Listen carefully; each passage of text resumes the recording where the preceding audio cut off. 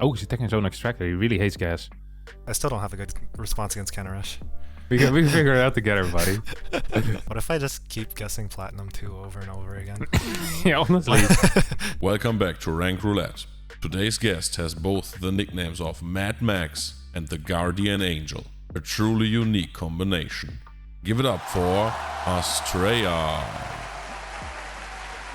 And on the other side, his Protoss buddy, our host, Harstem.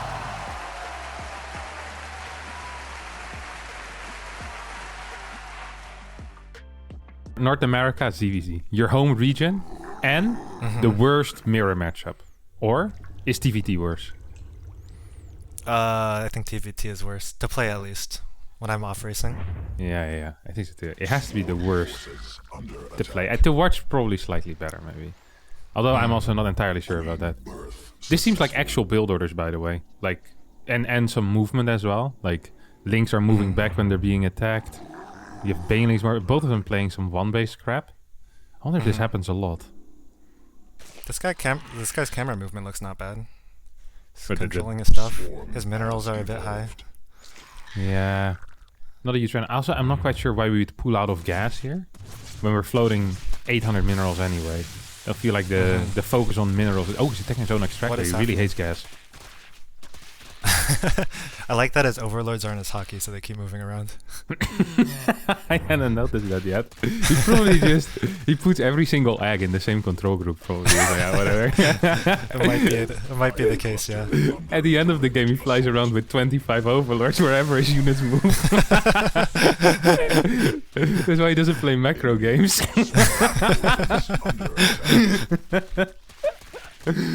This is like an interesting one. Oh, what is happening here? There's so much money still. Yeah. He's ready for the base trade. They only had a couple of drones on the map. I mean, at this point, you're just gonna lose though. Like, you have less links. The funny thing is that we know that people almost never send in games that they lose. Oh, I might actually kill the buildings first. Oh, that would be such a dumb way to end this. You know what's the worst thing? We're probably not gonna see the ending. My editor has the tendency to cut off things before it gets truly interesting. Oh, I might actually see it. I think we'll see. The blue player's gonna win here, right? Yeah. Oh, maybe? Oh? See? It's blue balling. It always happens like this. That's so on purpose. That's funny. Yeah. It is what it is. Alright, let's just quickly run over this one a little bit here, Astrea. So, we saw some control on the units.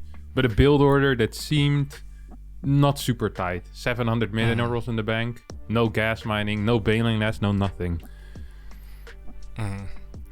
Yeah, he was floating a million resources. I don't think he ever built extra drones after he stopped building drones in the first place. No queens being added either defensively. Despite definitely having the cash. Then the overlord in the control group. That is... It feels like a mistake as well, especially with how important Overlord spread is in ZVZ usually. But then when I look at like some of the moves, it didn't feel super bad, you know? It felt like there was some intention as well, and the understanding that Banelings were dangerous, which pretty much it's not gonna be like the lowest of the low, you know? There is some level of skill here. And on top of that, it is North America, so we put the bar a little bit lower. Yeah, I'm gonna be honest, I'm not really calibrated at all, because I feel like, I mean, if you just play, what was that, 13-12 or something like that, you should be able to win a lot of games at lower leagues. So I'm not exactly sure where to put this. Yeah, alright, well, go ahead and try anyway, Astrea, because that's the purpose of the game. I have absolutely not calibrated at all, so I'll just throw out a guess. Alright. I watched one other episode earlier, like, I don't know, a little bit ago. And I was trying to guess along, and I was like 6 leagues off a lot of the time. So this should be interesting. Yeah, alright. I went for Platinum 1. Oh, okay. I went for Platinum 2. That's a good sign for me. Well, or a very bad sign for me. I might only be 5 off, but it's still not great. Alright, let's see who's right on this one. Hamster, spin the wheel for us, my friend.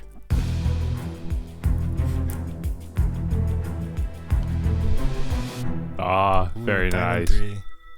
Yeah. after you put the expectations so low for yourself, this must feel great.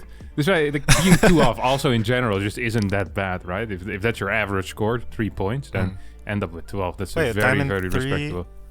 Yeah, that is off by... I thought I was off by 4. Okay, I understand. I was off by 2. Yeah, off by 2, so 3. Yeah. It's pretty good. I'd be proud of that. If you feel uncalibrated, then a couple of games in, imagine what happens when you are calibrated. Like, life's gonna be so easy for you. Only gonna get more accurate. Yes, surely that's what happens. I've been playing this game for 3 seasons. The other week I had a game where I had like 26 points or something, 25 points. All right. We also shouldn't forget that we started with a ZVZ, which I think can be kind of tricky, especially when they're cheesing. So, like, whenever there's something aggressive involved, people just tend to respond so much worse, which makes everything a little bit harder to guess. Like, we don't get a good grasp of like their macro and stuff. But here, the game is, I guess, a little bit more, at least normal in the... never mind. I was gonna say a little bit more normal than sort of planetary in the natural. Yeah. But I guess it doesn't influence the game too much, having a planetary in the natural. It's just a bad call. That's not a big deal. It's a little bit safe, but wow, 5 ravens. Is this genius? No, this is Thermal's YouTube series. Oh my goodness! I love the single cloak banshee there as well. I'm a huge fan of that. The macro of the toss is quite decent, but no expansions going on whatsoever here. Like, just stuck on 2 bases. The Terran doesn't seem to really macro at all. I don't understand how the toss's macro is decent since he's playing like DT Void Ray. How does he not have a million minerals floating right now? Yeah, it's pretty impressive. Yeah, I guess a lot of cannons. Like, I mean, there was like 8 cannons in the natural. Yeah.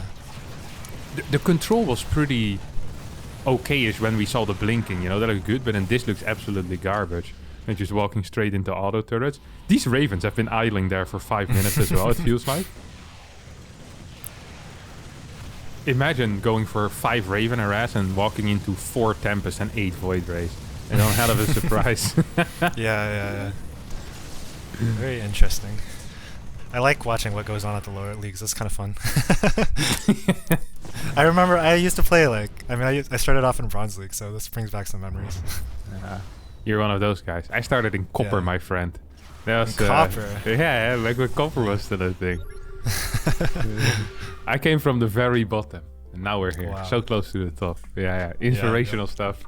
Ooh, that's right. This is a tricky one. It feels like the actual thinking in this game was worse. Like the build orders and the game plans and all of that. It felt like the control also was a little bit slower. But then the macro of the toss, despite it being a relatively long game, felt kind of okay. And we are looking at the toss, so it's like, it's so hard, this type of game, when they're playing weird, but I don't know. I know what you're saying, but I'm trying to imagine, like, if I'm a Platinum player and I'm playing against the last player, who just rushed Lings, would I have a harder time against someone who just rushed me like that, or someone who camps on Void Ray, Dark Templar? I don't know, it's hard to say.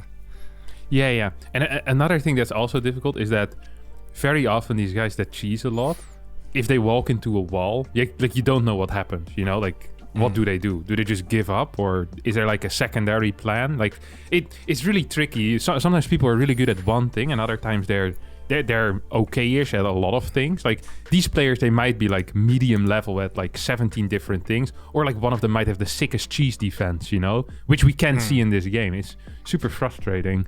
But I think I have a clue here as to what this might be.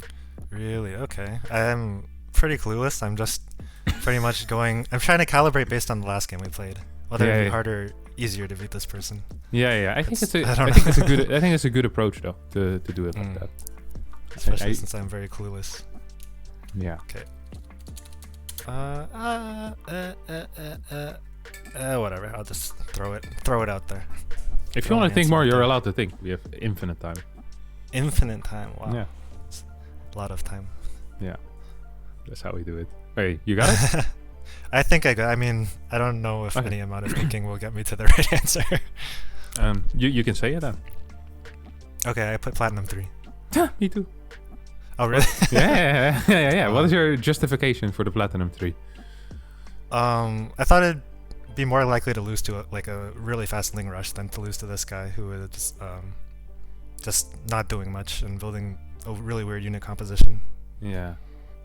I did like the planetary, but there's kind of a ceiling as to where that is kind of viable as well, you know? Like, you can't get in... Well, you probably, if you're very good, get into Masters doing something like this, but it's like one of these safety features that gets you easier through the initial, like maybe up through gold and the bottom of platinum, but at some point it is just so inefficient that it's way better to just get an orbital every single time. You're just losing a crap ton of money. So yeah, I definitely also think it's worse than the last two players, and they're also cheesy. Cheese usually, you know, gets you up higher. So even if this guy is like objectively better and he can macro better, I think the other guy would probably have a higher win rate. Yeah, exactly. I couldn't agree more with that. And with that in mind, let's spin the wheel and see if, you know, we speak the truth or a scam artist. It's possible. You never know. It's possible. Oh no! Oh no! Hey, this feels really weird. Yeah. Damn, that's low. Yeah, that's... I mean, we're not that far off even. Like, this is your average 6 leagues off or so. I can find it. You still perform better than in practice. So, in some way, you can be happy about it. But, that's pain. That's a little surprising, actually. Yeah. I mean, okay. If they were doing stuff. Yeah, but okay, I'm thinking back of it, maybe the Terran had like 5 Ravens at the 10-minute mark in a planetary. Maybe that's not going to be the most optimal solution if you want the win rate above 25%. Yeah, fair play. I just got a little bit caught up by this toss, like moving, like, I guess he didn't really micro either. Yeah, hindsight is 2020. Blink DTs in the main. Blinking DTs in the main is cool. Yeah, I just got excited by that move. I was like, ooh. I've seen good players do that as well. Okay, that sucks. That's what it is. Nah, this is our specialty. I hope it's a high-level game. So, look at that, the cannon rush. Oof. Plus the timing on the first cannon. Are we happy with that? That must have gone down at like, what, 120, 118 or so? That feels very quick for the cannon rush. It feels very quick, but... He could have just pulled probes to the... Well, no, he had the probe ready. Yeah. I'm not sure. Oh, even a little bit of blocking there. You do need the pylon. GG. Oh, this is a fake! He's pretending to GG. Oh, no, wait, it was an aggressive GG, wasn't it? Offensive GG. It was, yeah. It was, yeah. That would have been even sicker if he would have pretended to GG and then just forgot to leave. Yeah. This is insane. Why aren't the works being pulled? That was a little bit slow there. I thought that this cannon rush was executed quite well. And even the defense, like, it's not the best, but it's, you know, there's a thought here. I like that. Not a huge fan of this attack, though. Why would you attack if you're up a base? Big shot on the unbuildable plates. The cannon rush was good, but his transition was really slow. I saw him floating a lot. Yeah, and also just the gateway probably was too late, right? And I don't know. This is a dedicated cannon rusher, though. We could feel that. Yeah. One of these players that cannon rushes every game, and if it doesn't work, then there's nothing there anymore. You know, it's all empty. It's all empty at that point. Yeah, okay, this is over.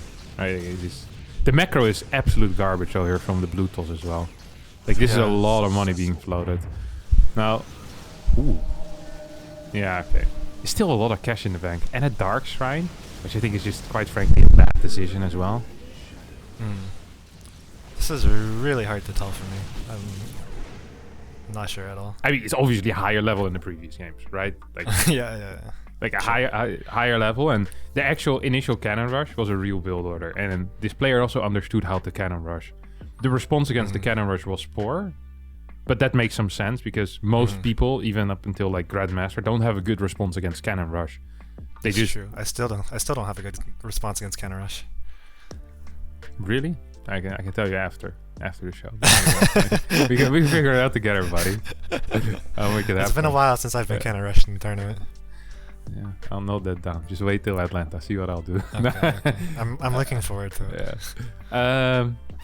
But I can imagine a bunch of players going up against this cannon rusher and just like throwing all their probes at the cannon rusher and losing. Yeah, and he throws on the pylons in the correct positions, and yeah, no, that's something to keep in mind as well. But then the follow-up macro just isn't so tight. We're on EU as well. It's just people always macro a little bit worse when they play against something super cheesy, but this stayed around for a long time.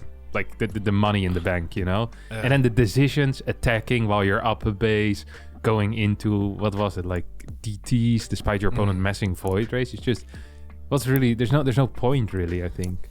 Especially if you're already messing Phoenixes. Like you can just continue doing that, going to like Fleet Beacon. Yeah, I didn't like the decisions, but some of the execution was good, I think. I have a bad feeling this is going to be one of the ones I'm off by like 8 leagues or something. I'm really not sure. The cannon rush is good, but almost everything else is not good from both players. I already regret my answer. I filled in a while ago. What if I just keep guessing Platinum 2 over and over again? Yeah, honestly, you probably have a pretty, on average, probably a decent performance. But I don't think you'll beat me with it, but we'll see. Okay.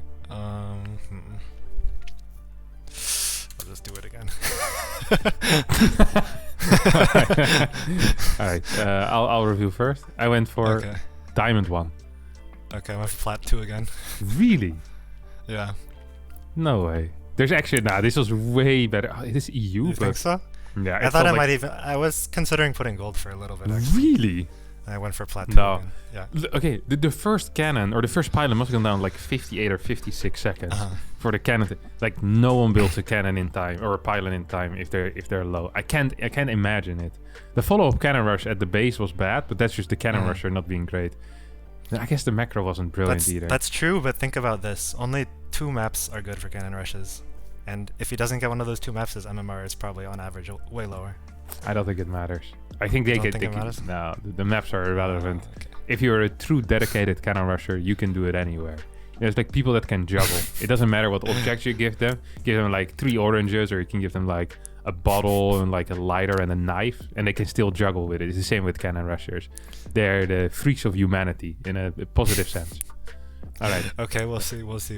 Spin the wheel, hamster. Show me that I'm right with Diamond 1. I feel very good about Diamond. I actually want to go to Masters 3 at some point even. Yeah. I was feeling it in a big way. Oh my god! You can't be serious. Let's go! Let's go! Oh no. Let's go. That's actual pain. That was actual pain. I was so sure though. Okay, the moment I said Diamond 1, I regret it. I want to go Masters 3 or Masters 2 even. Wow. I couldn't. The pylon timing really tricked me there. I was like, this is such a great pylon timing. I love that. Because sometimes I see these guys that are at Grandmaster level cannon rushing and their pylon is like 3 or 4 seconds late, and it pisses me off to no end. So here I was for sure that this was going to be good. So yeah. He's got the first 2 minutes of the game down, but everything else is a bit off, I guess. Yeah.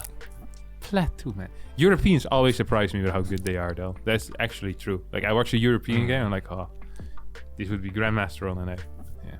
It is what it is. If it wasn't for the shot. Yeah, I suppose to GM at least. This is definitely Masters 2. This guy is sick. Really solid. All right, what do we have as our for the replay, hamster? So okay, that's interesting. You know that Marine Lord once had a build with this where I think he lifted 4 barracks or so into the opponent's base. I love the 4 Reaper save up coming into a completely empty main base. This is awesome. This is high level gameplay right here. Yeah. This timing is good. It's only 4 minutes and 30 seconds in game, and there's a lot of units. Yeah. I hope he doesn't lose all of it to a single tank though. That would be a shame. Right? Yeah. I wonder how many kills that tank has. It's probably like 17 or 18. There's still a lot of Reapers on the other side as well. Could this turn into an actual game still? I guess the 2 tanks are just too strong, right? It could become a draw somehow if they forget they can lift their... I don't know. Oh, yeah, because there's no money. Okay, no, it's 100% a draw. Unless blue loses this fight, which I don't think should happen. Well, if red still has an orbital, it depends who has orbitals. Oh. Yeah, There's red an might have an Oh, orbital. but there's a liberator. Okay, It's a yeah. game. Yeah, so then it's not a draw yet. Okay. I keep forgetting that Terrans have mules. Such a powerful, powerful thing It's to have. very powerful. Yeah. Interesting concept. The orbital command is still alive. Okay, yeah, blue completely has this. Like, it is absolutely over. Just because of the liberator. Right? Not necessarily. Right. If you lose the tanks, then blue can never mine again. But This is actually hello? No. Reapers? Okay. Oh my god, how can you lose this red? No!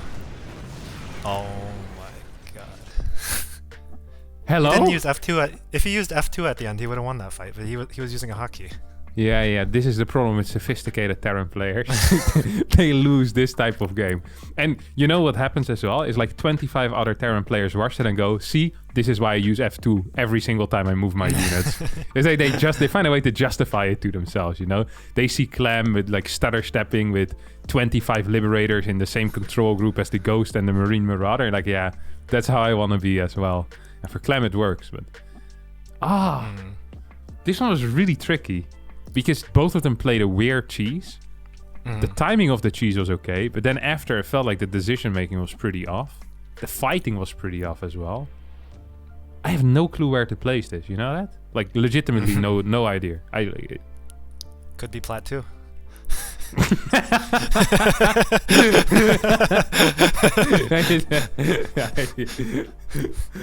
I'll be so sad if I lose to the constant plat 2 guesser. That's just the saddest thing.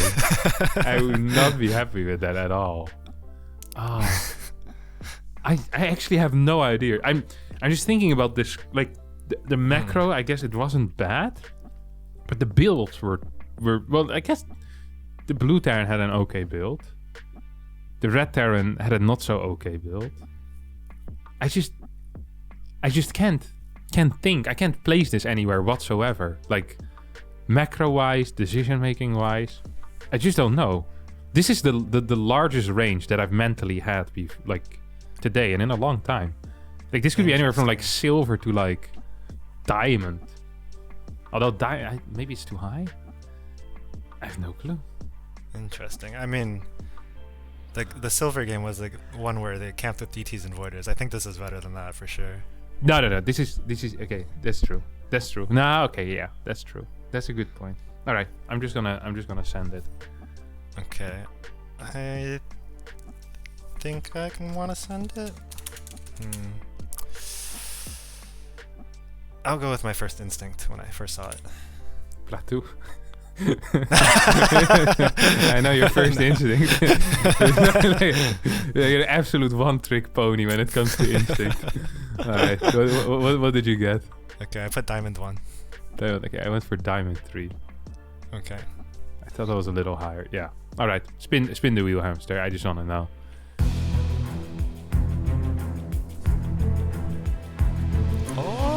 Oh, Masters 2. Wow. Wow. That's actually surprising. I even thought Diamond 1 was way too high. Oh, Diamond 2? You put Diamond 3, right, Harstem? I put Diamond 3, yeah. Okay, we're both off by 1 there. That's pretty good. Both off by, I can live with it.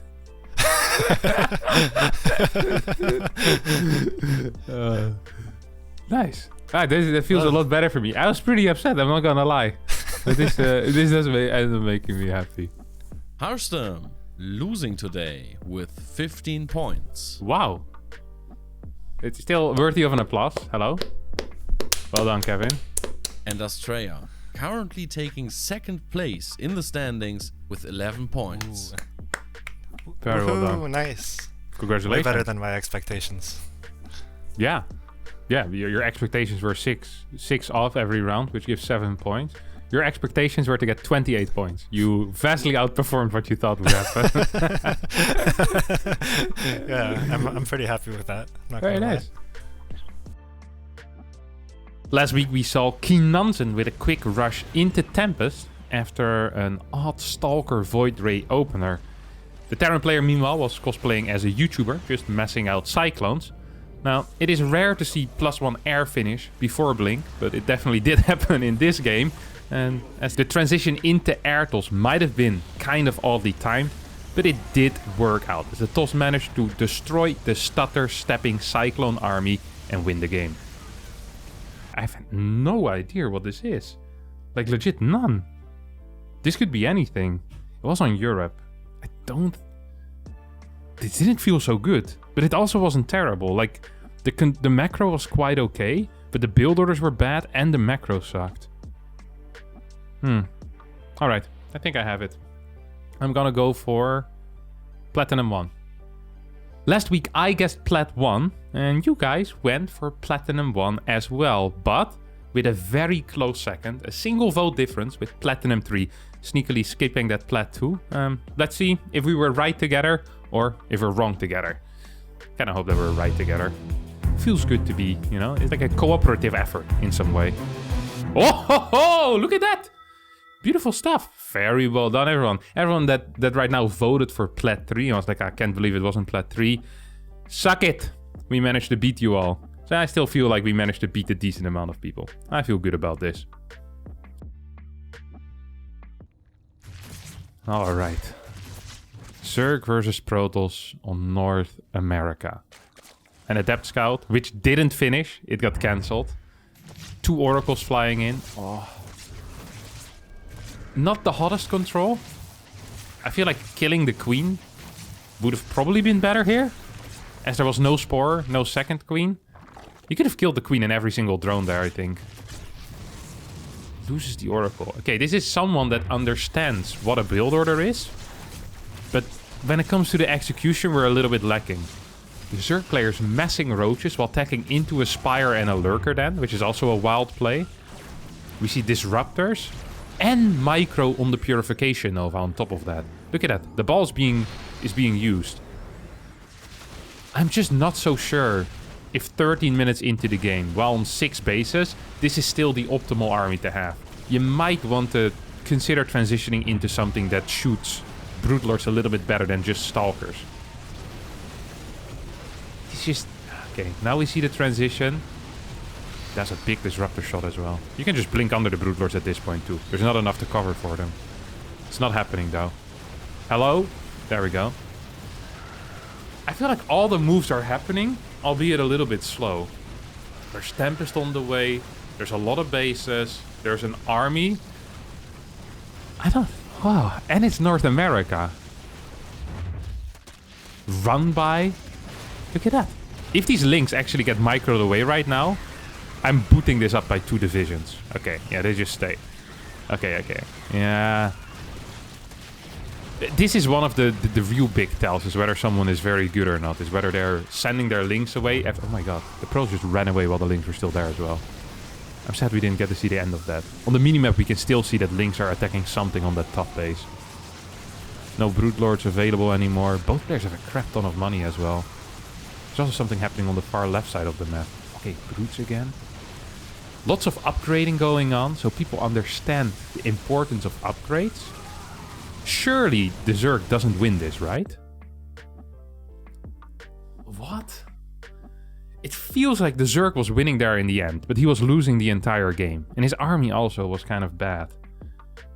This is a very tricky one, because there was some bad decision making, but the execution sometimes wasn't so bad. When it came to like the mid-game fighting, like it wasn't great, it all happened a bit slow, but it still happened.